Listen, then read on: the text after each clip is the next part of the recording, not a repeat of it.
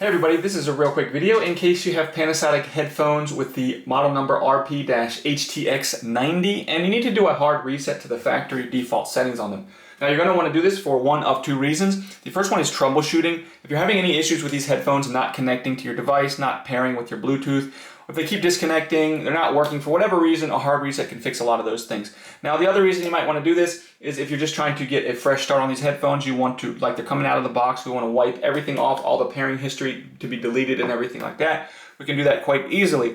All we need to do is first we want to make sure we've got a decent charge on these earphones and we're going to turn them off. Once they're off, we're going to come in, we're going to press and hold this power button over here for 5 seconds until the LED light that's right here starts to blink alternately blue and red, which means it's searching for a Bluetooth connection.